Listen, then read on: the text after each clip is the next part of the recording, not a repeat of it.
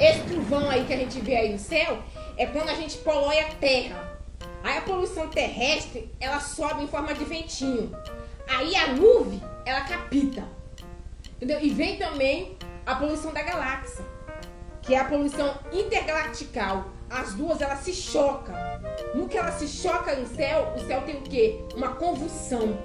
Entendeu? É essa convulsão que faz esse barulhão todo, esse trimidum todo aí que a gente escuta e chama de trovão. Entendeu?